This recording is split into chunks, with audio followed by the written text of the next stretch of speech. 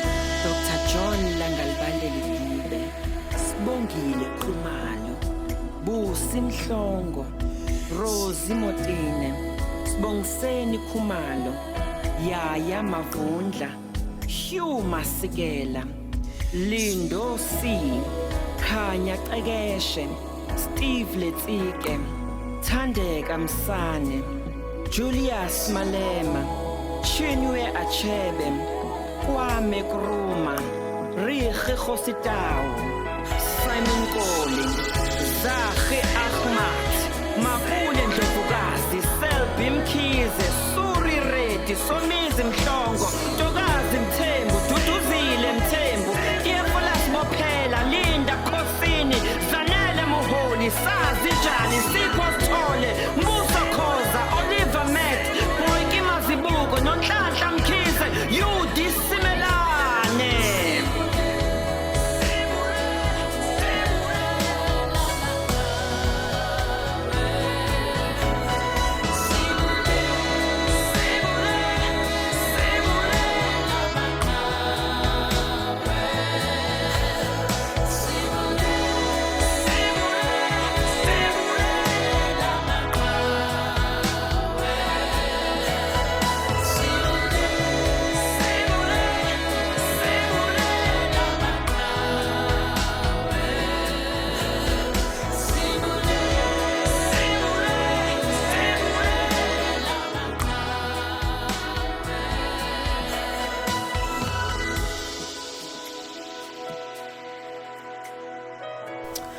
You just heard a beautiful song from a beautiful songstress, Aluta Humbane, singing a song on resilience, celebrating queer activists, struggle heroes, and those who have lost their lives due to homophobia and corrective rape.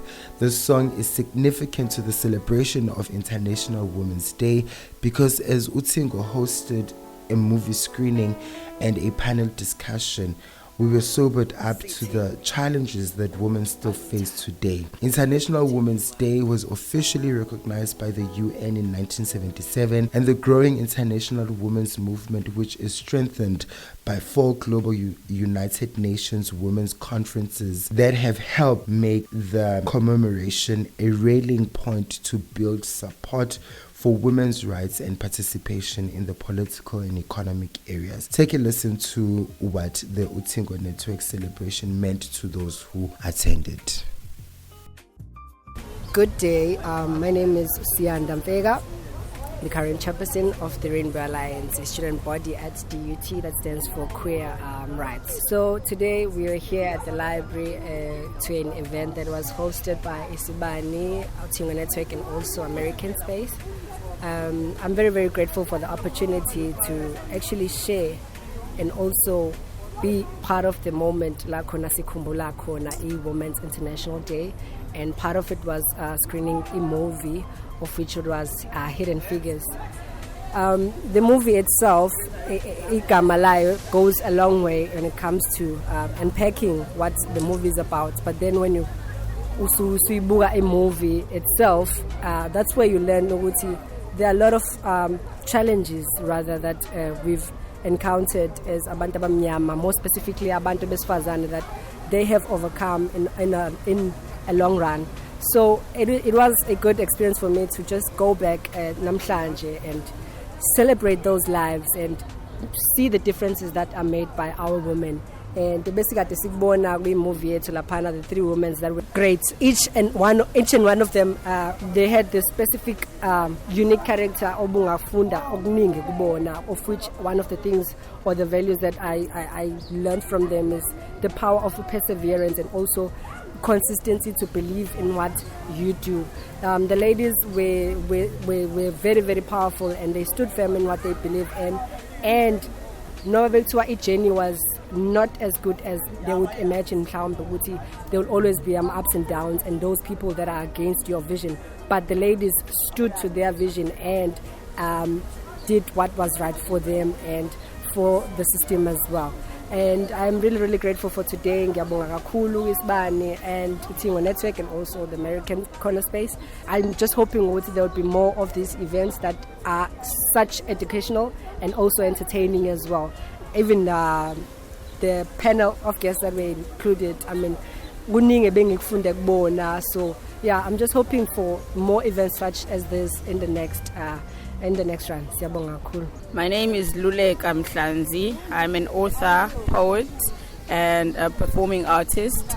I'm a founding director of LM Arts, which helps upcoming authors self-publish, who also helps them with editing, etc. I came today to an event by Uthingo Network in the American corner, and we were watching Hidden Figures. What I loved about today's experience is that, first of all, usually in spaces where women are excluded, that is where you would find that it is where they are needed the most. So after watching today's film of the woman who showed resilience and love for her job and was eventually seen as the missing piece of the puzzle in the biggest project, yes, that would change the entire country and history of America. So it was such an inspiring film to watch, and of course the discussion with the panelists. The one that stood out for me the most was Muzi's, when they spoke about if society can create a conducive environment for soft landing, looking at different spheres from spirituality, how people can spiritually be aware of themselves so that they can tap into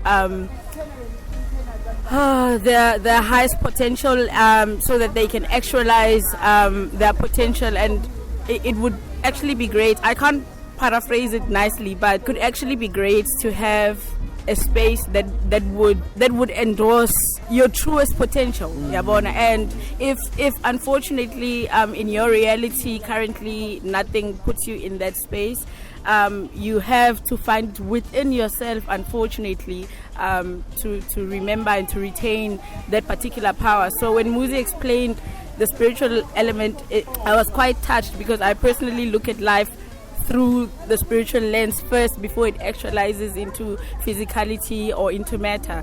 So I was very touched by that spectrum, because usually it is one that people do not focus on, which is why you find people not even meditating if they are not endorsed in any kind of spiritual or religious space. So they would just be floating and with almost no direction. So you look at your spirituality, you look at what inspires you, and you run with it. So when Thandeka spoke about our workspace that is very much male dominated, and it is dominated by the white race, it is also very difficult for her to be recognized for her hard work, and for her to actually raise her voice on her difficulties, merely because she's a black woman and she just needs to have that superhero vibe going on around her, and nobody can be sympathetic about.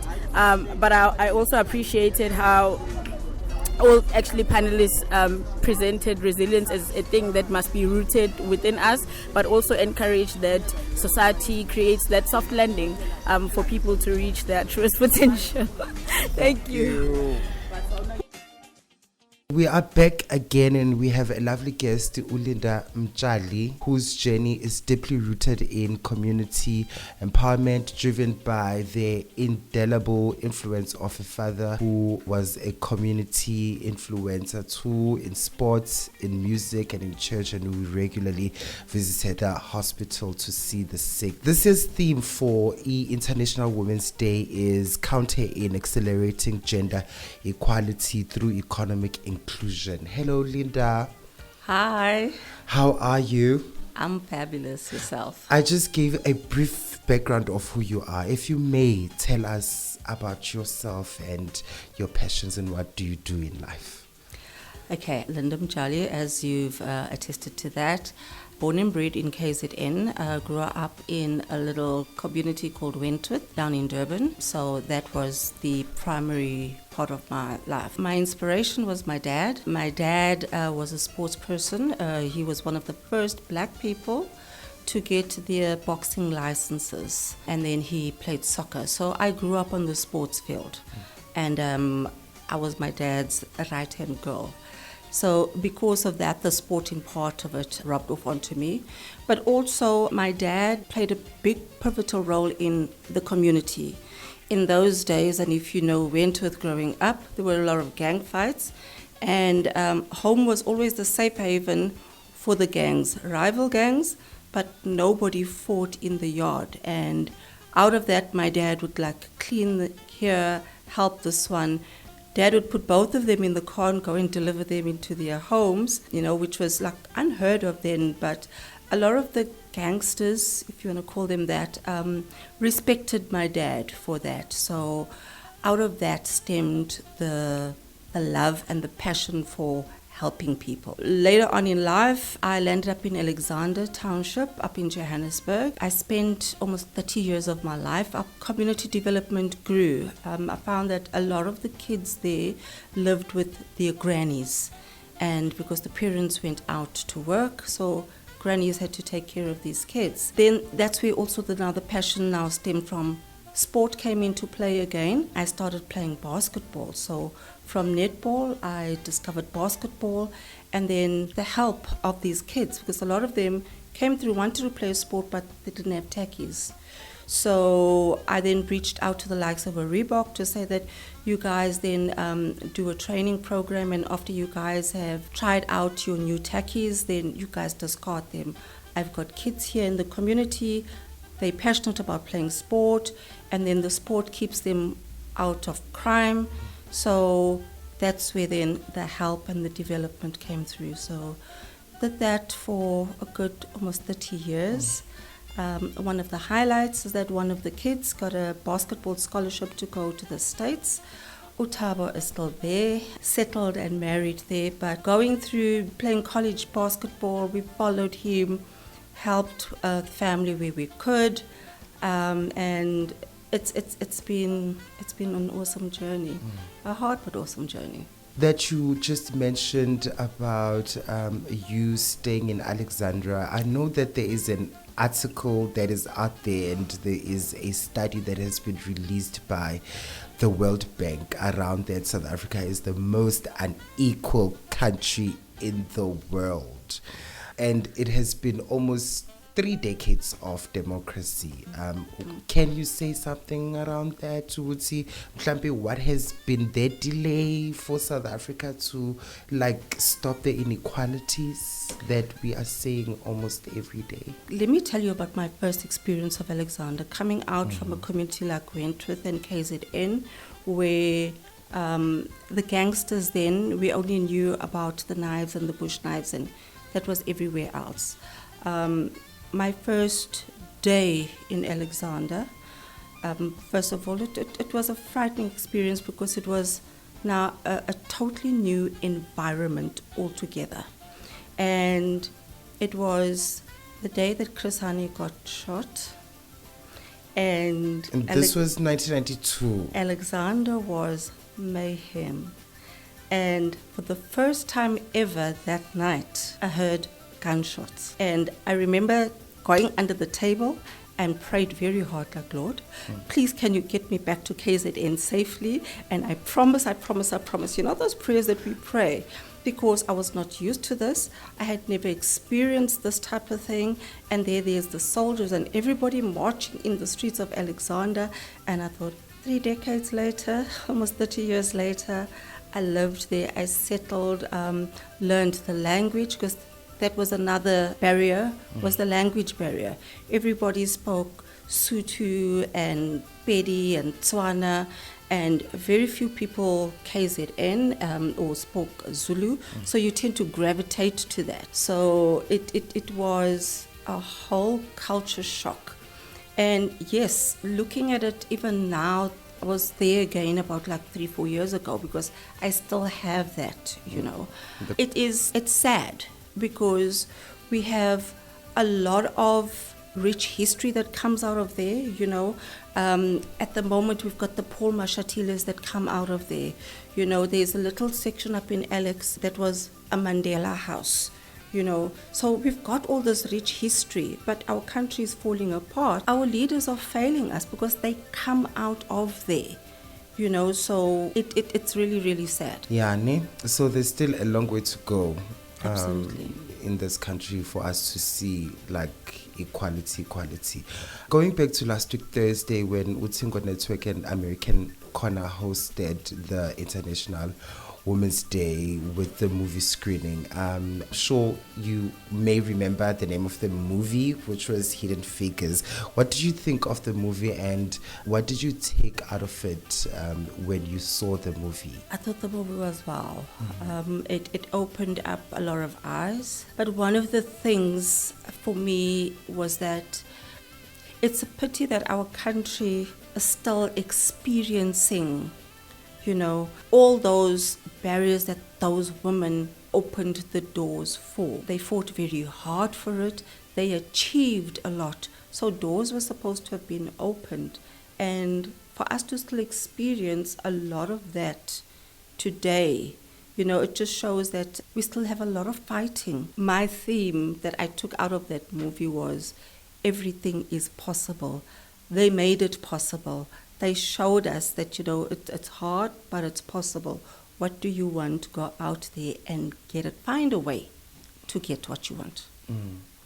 I saw another interview with the Minister of Social Development, and she was speaking about Uguti, because it was around the first question that I asked you on the inequality and South Africa being the most unequal country in the world, and it was straight after COVID-19. And if you remember, it has been just over 2 years after COVID-19, and the way in Alex again delivering groceries, and the journalist asked the minister, what does she think about the inequalities and the stats that has been given out by the International Bank, and she was like, no, the government is there to create a space where anyone and everyone can flourish and make it out of the gutter. Do you think the government is doing the right thing? They are not. They are not doing enough. I think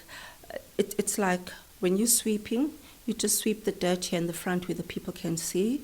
You haven't lifted up those couches and sofas because if you do, the grime and the dirt underneath there, those hidden figures underneath there, is what cries. For me, what they've done is they've empowered themselves and the kids of the struggle, but they forget the partnerships.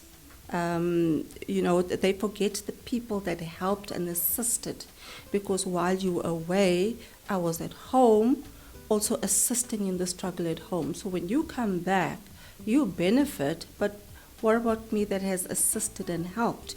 You have forgotten about, those people and their children. For me, that has been my constant fight and my constant push to say that, okay, fine, yes, I see you.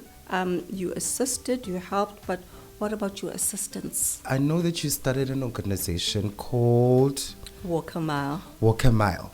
And it was inspired because of the tragedy that you experienced with your sister in 2005. Can you please take us back to that moment that propelled you to start the Walk a Mile organization?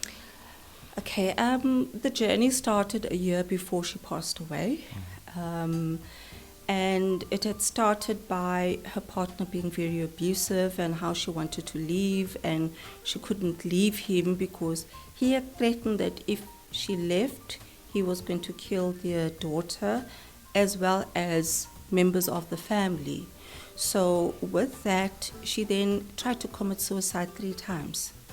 And on those 3 occasions, me being the big sister, they would call me to say, Uzinhle. And the one day we went out for coffee and I said to her, please explain to me, why are you trying to kill yourself? So she said, it's the only way I can get away from him. Because I've tried and this is it. And my answer then to her was, you need to take a stance, and whatever stance you take, we'll be supportive of you. Because it's easy for us as families to say, walk away from that relationship because he's hurting you and he's abusing you. But up until you are ready to let go of that love that you think you feel, and up until you're ready to fix you, one step at a time, you're not going to let go. You're going to let go, come here, and once you're okay, you're going to go back. So fast forwarding a year later, she had then decided that, okay, fine, I'm now walking away. Whatever threats that he does or whatever, I'm walking away. And I was schooling part-time. I attended Boston City Campus, so I'd work during the day, school in the evening, and I remember that one evening I said to myself, I'm not going to go the second half, so once we take our break, I'm going home, I'm feeling tired. And jumped into the car and went into Alex to go and pick up my son. And as I got into the door, greeted, and I was about to take the kids, and the guy came into the door and he said, hey, there's some perfume, And I'm like, dude, I'm tired, came to fetch the kids and get home. And then called my sister, so my sister says, hey, I was born. So I'm like, hey, you know what, ngeke weekend, and where we can see the things properly, and, So he said, no, okay, fine, ngizofika Sunday. He can't come to me, okay, fine, ngizofika Sunday, figure after lunch, go back Season2, after that, we'll have time for you. He then went as if he was walking out the door, and he then turned by the door. And he says, besides in there was a perfume, and he pulled out a firearm. And my first thought was, Slima somuntu, because there's only girls in the house. We were 3 sisters. So my mom never had any boys. So, very nonchalantly, I'm not thinking anything, and next minute I heard the gun cocking. And then I was like, okay, fine, the the gun works, and not thinking anything, not in my mind did I ever think. And next minute, the gun went off. And he was closest to me than to my sister, but then pointing directly at my sister. And the first thing in my mind was the kids. And I thought, oh gosh, here's a person. He's coming to rob us in the house. So I ran down the passage, and as I ran down the passage, the kids were running out. And they thought somebody threw a firecracker in the house. So I thought, I said, get back there. And then I just heard my sister then calling. She called for my son. And then she said, dial 911, I've been shot. And I remember taking a U-turn, coming back, and then I saw her sitting, laying down on the floor. And I thought, oh my gosh. So we phoned the ambulance. And then the ambulance wanted some details. And I said, before that, I need to stabilize her. She's been shot. Tell me how to stabilize her, then I'll give you all the information that you want while the ambulance is coming. And they wouldn't. And I remember closing down the phone. And what I did was, then she said, she wants to sit up because she's feeling cold. And when she said she's feeling cold, my mind instantly, her body's going into shock. And I took a blanket, put it over her, and then I took the bin bags and put it over her to keep the heat. Then we tried to put her into the back of my car, but she was tall. She used to be a model.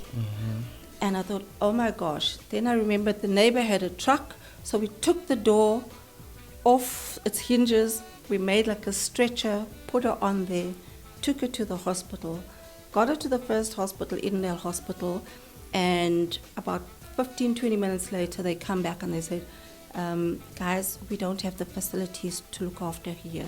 You guys have to go to Joburg Gen. And I thought, oh my gosh. I said, but she's bleeding. And they said, please pray, because even the ambulance doesn't have enough equipment to sustain her. And this is 2005? This is 2005, guys. Then, and you must know she had just turned 30. It was her 30th birthday. A month before that, 24th of June, she had turned 30. July, this is now happening. So we rush her through. So I drive in front.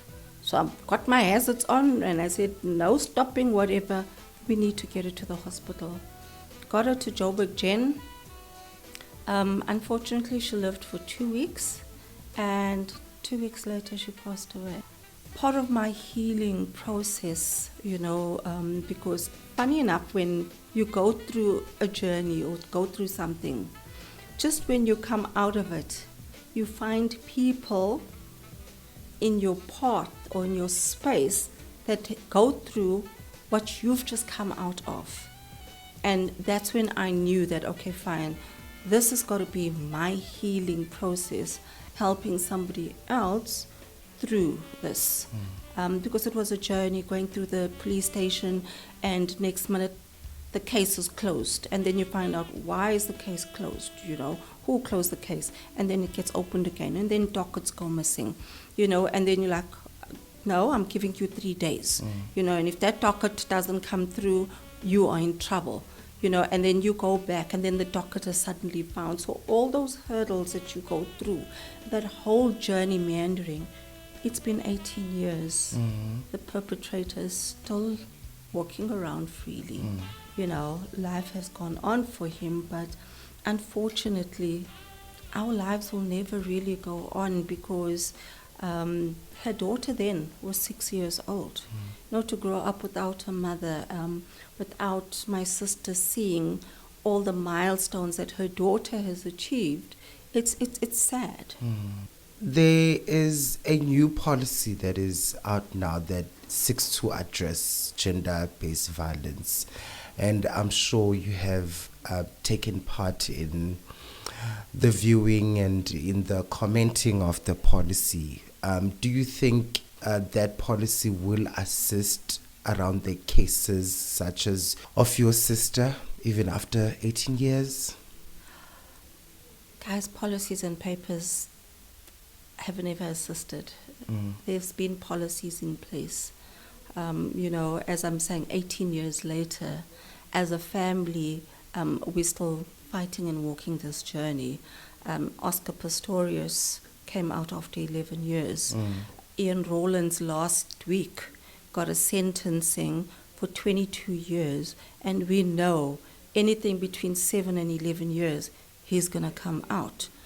So for me, that's just semantics.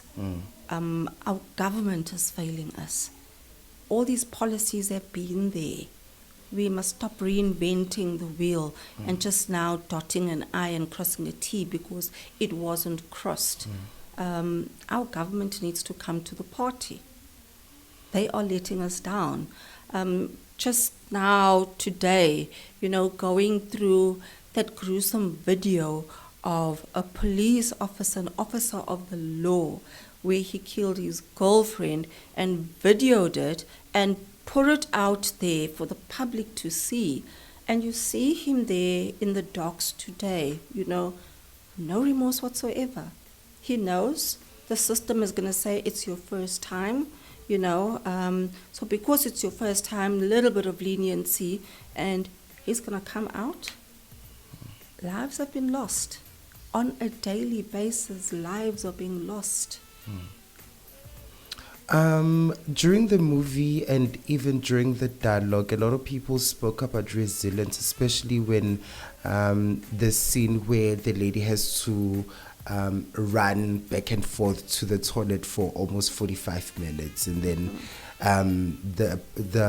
her boss then actually realizes that there are segregated toilets, and she has to walk a mile to get to use the toilet. And a lot of people took that as a way of showing resilience and passion to what you want to achieve. And of course, you talking about your sister's murder case and following it for almost 18 years speaks on resilience. Until when must women be resilient in the face of adversity?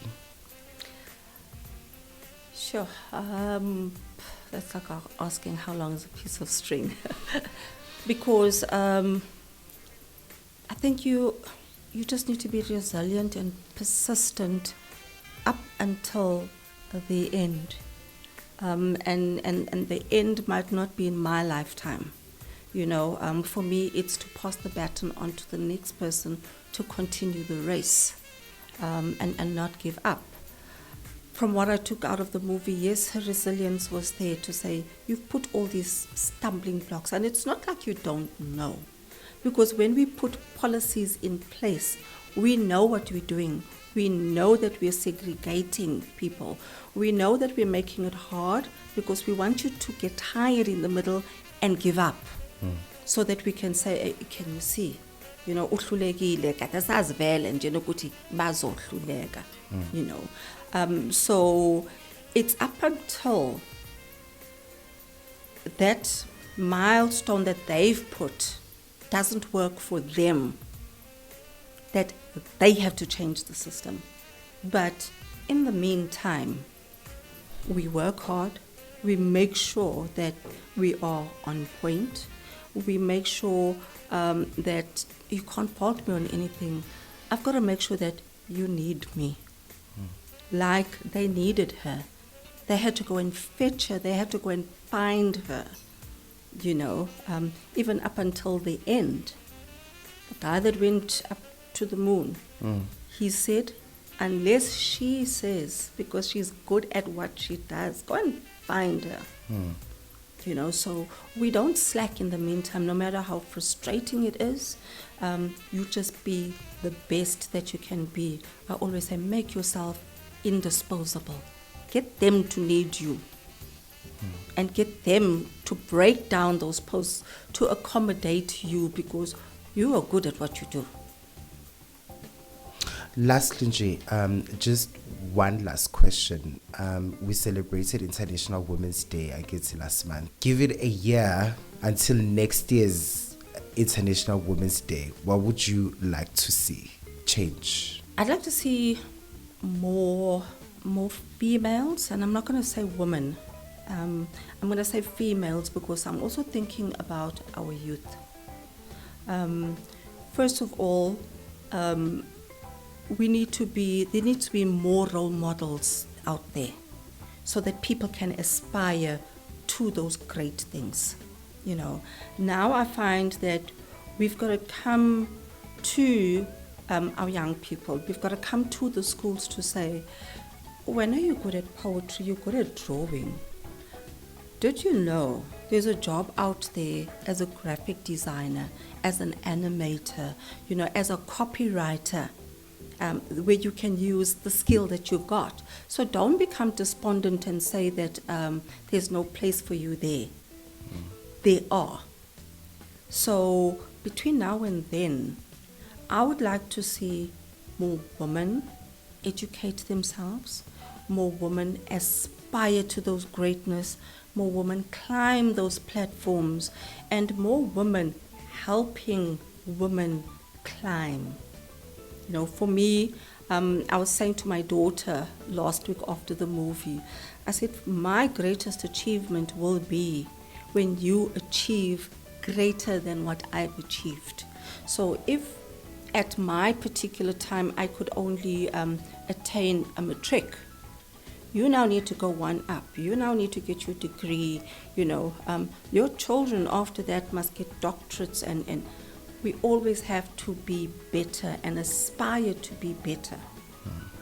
So between now for the next year, I want to see a lot more esteemed people. We mustn't just look, don't only want to be a councillor, go and be the president. Aspire to become the president because you can become the president. And if there's males that are stopping you to say you can't, you're like, why can't I? Because in Venezuela, there's a female president there. We had a queen that governed and ruled England for years. Prior to that, it was a male-only dominated country. So she took over and she reigned. So everything is possible. Thank you so much. Thank you. Thank you for having me. It was awesome. And for those that haven't seen the movie, go and see the movie. And where can people get a hold of you? You can get hold of me on my Facebook platforms, Linda Mtshali on Facebook. You can also get hold of me on Instagram. Very soon, Walk a Mile will be having its own website. We're busy working on that at the moment. And also Nubia Communications